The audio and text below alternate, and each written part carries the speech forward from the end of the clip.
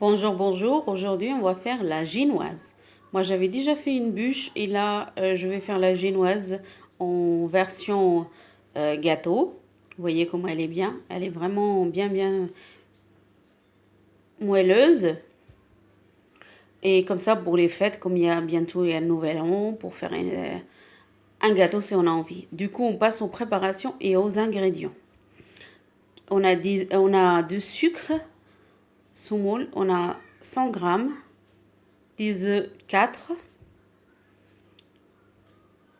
120 grammes de farine et on passe aux préparations.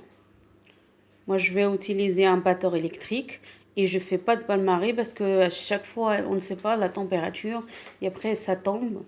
Et moi, je préfère le monter à la main. Si vous avez un robot, c'est encore mieux.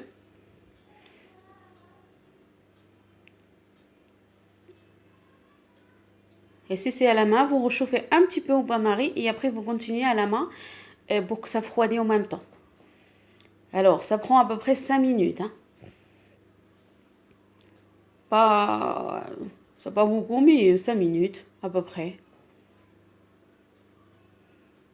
On va continuer à fouetter, bien, bien. Là, vous voyez,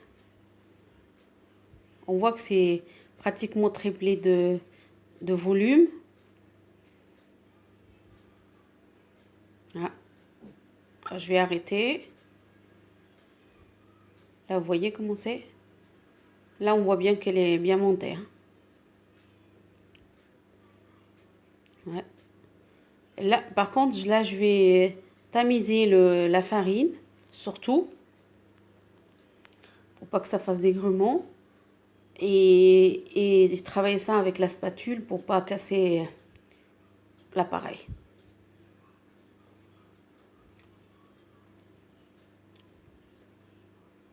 On va faire ça en plusieurs fois.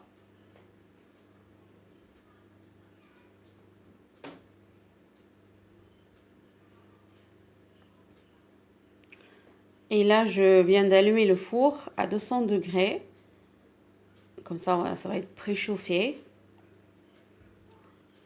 Si vous n'êtes pas abonné à ma chaîne, n'hésitez pas à vous abonner. J'essaye de faire des vidéos le plus tôt possible. J'ai pas toujours le temps de le faire, mais j'essaye de faire quand même des vidéos assez souvent. Je peux pas vous promettre de dire tous les semaines ou tous les jours, mais après je fais comme je peux. Avec le travail, c'est pas trop toujours facile. Alors vous voyez, on continue à tourner, hein, pas.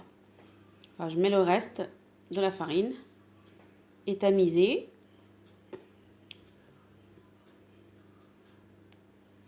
Voilà, vous voyez. Et là, après s'il y a un tout petit peu de farine qui reste, c'est pas très très grave.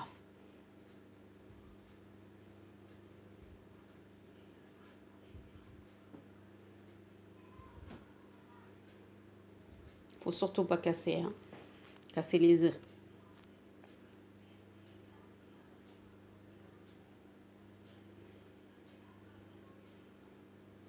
Ah, c'est bon. Moi, j'ai fait un cercle comme ça. Si vous avez un cercle de pâtissier, vous pouvez l'utiliser. Autrement, vous l'utilisez aussi dans un moule, comme vous voulez. Vous voyez, là.